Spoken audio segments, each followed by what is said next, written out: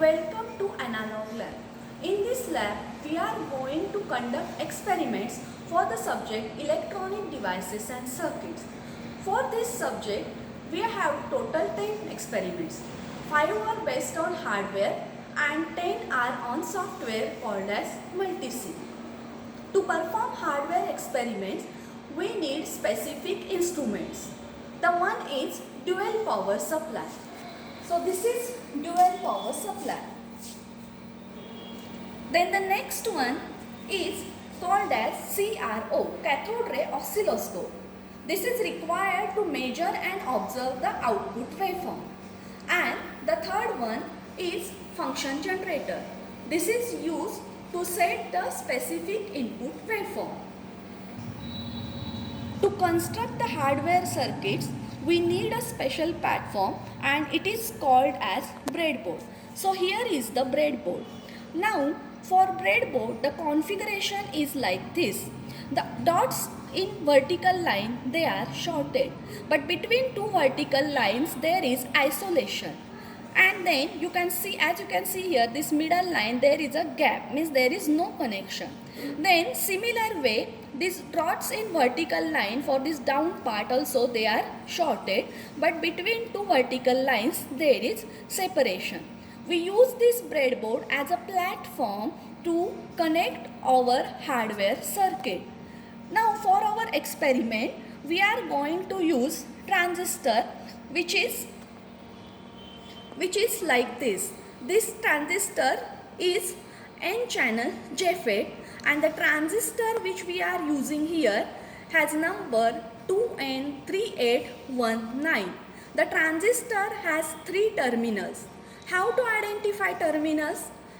Hold the transistor in such a way that flat side is towards you.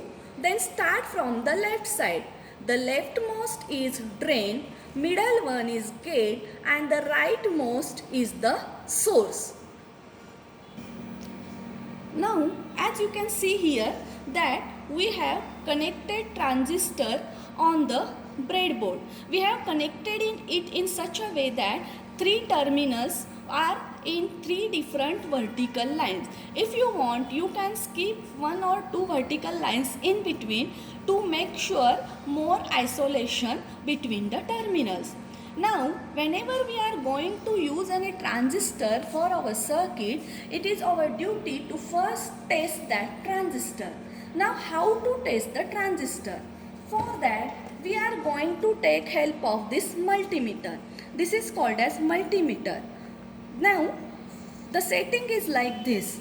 You have to bring this central knob to position where it is showing the symbol for diode. Now, connect the positive of the meter, hold the positive of the meter to the gate, touch it to the gate and negative to the drain. And as you can see here, the meter is showing 0.628 volt, that is the forward bias voltage for that junction. Similar way, if we connect positive to the gate and negative to the source, then also it is showing same 0.620 volt, and that means this junction is also forward bias. But if we reverse the connection, that means if we connect now negative to gate and positive to drain, that time the circuit shows very high resistance, that indicates the junction is reverse bias. This way we have tested both the junctions of the transistor and they are working fine. That means transistor is tested okay. The first experiment of our EDC lab is to plot the VI characteristics of FET. This is the circuit diagram for plotting VI characteristic. So as you can see here, it requires one transistor whose number is 2N3819 and dual power supply to adjust VDS and to adjust VGS. Now the first part of characteristics is the transfer characteristic. Now for plotting transfer characteristic, we have to set VDS to 10 volts and then increase VGS in negative direction and note down corresponding current values. But how to set the VDS to 10 volt? So for that we are going to use the dual power supply. Now take a multimeter and keep the pointer to the DC voltage range, and then from volt and common take the probe and connect it to the supply points. And with the help of this knob, there are two knobs. One is for coarse adjustment and another is for fine adjustment. Adjust the voltage, and the similar way you can observe it on the multimeter. So in dual way we are confirming that we are setting the required amount of voltage. So now I want it to set to approximately 10 volts. So this is approximately 10 volts I have adjusted. This is our VDS.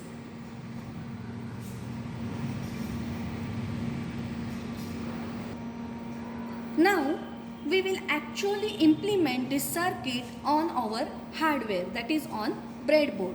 So it requires, as I told, it requires one transistor and settings for power supplies, multimeter and voltmeter. So here is the circuit. Now from drain, its terminal is given to negative of multimeter and positive of multimeter is given to positive supply of VDS, and then its negative terminal is coming to common ground terminal.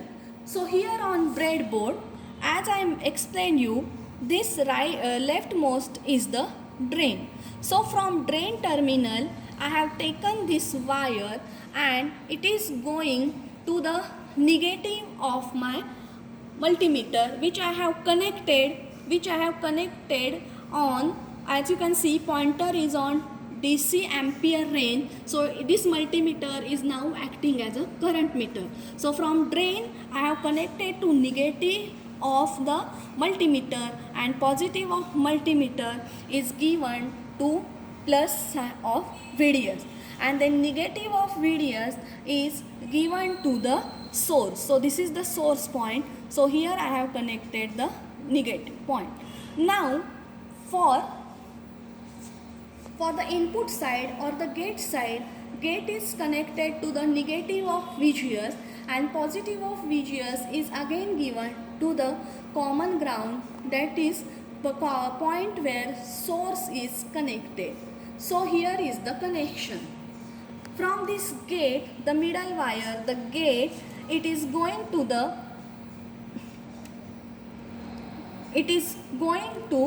negative of VGS and positive is again coming back to the source.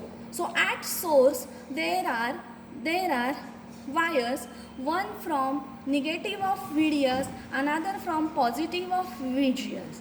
And also to measure VGS, as you can see in this diagram, VGS is connected, the voltmeter is connected between gate and source. So three wires are coming to the source. One is from this meter, another is from first power supply, and second is from another supply. So as I switch on the supply, I have already adjusted it to approximately 10 volts. That you can see VDS is approximately 10 volts, and at the same time my first reading of VGS, which is 0 volts, and for this particular setting I am getting the current ID at 6.6, which is my maximum current, that is IDSS. Now we will increase this negative value of VGS in the steps of 0.2, and we see that the current is decreasing. So initially our current was 6.6, now it has reduced to 5.7. Now again if I increase VGS in negative direction, the current is still decreasing. So for 0.8 it is 3.3, and like this for 1.5 it is showing 1.38. and then approximately at 2.6 it is showing me 0. So this 2.6 I will consider this 2.6 here as my VGS of 2.6 as VGS of, that is VP, where I am getting current equal to 0. These are our final readings for transfer characteristic. When VGS was 0, ID was 6.61 maximum.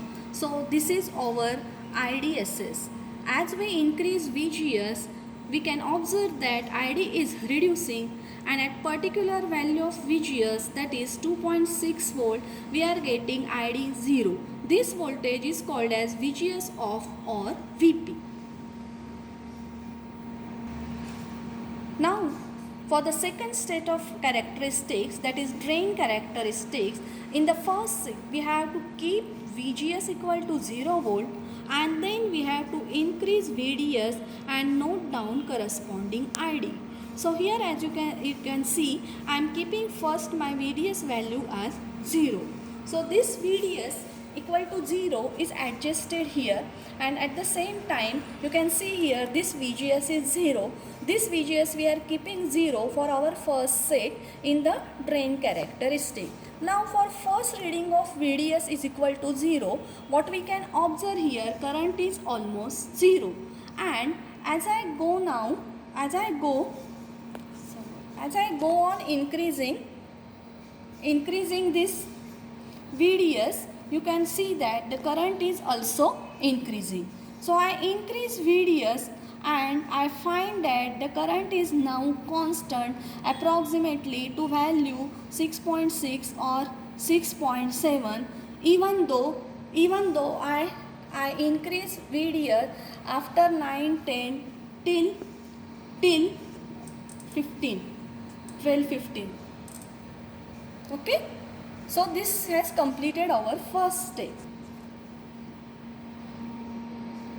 Now for the second set of drain characteristic, I have to keep now VGS minus 0.5 volt, and again I have to increase VDS from 0 and note down corresponding ID. So previously, as you can see here, when I increase VDS, initially my ID increased and then it settled down to the value approximately 6.7.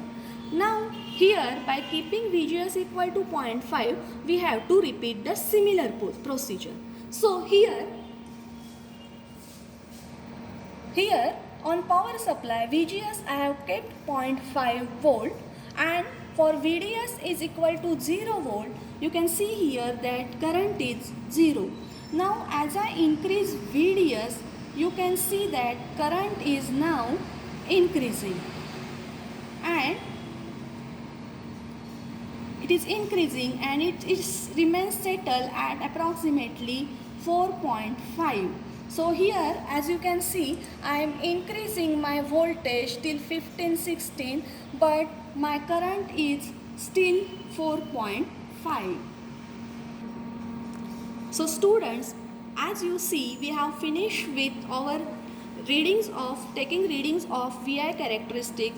For transfer characteristics, for this reading are then plotted on a graph paper. So when you plot the readings of graph paper, this way type curve comes. This curve, as you can see, we have plotted in second quadrant. Why? Because our ID was positive and VGS was negative. So transfer curve is always plotted for N-channel FET. It is plotted in the second quadrant. So from this transfer curve, later on we determine the transconductance GM. And this is the set for drain characteristics. We have taken readings for VGS equal to 0.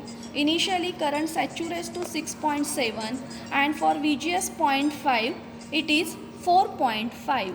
When it is plotted on graph paper, we get this type of shape. So this is our drain characteristic. For VGS equal to 0, we get higher value of drain current. As you go on increasing VGS value, we find that the drain current saturates at lower value. Now from these drain characteristics, we find out drain resistance RD. How to find this? That is explained in the writer. So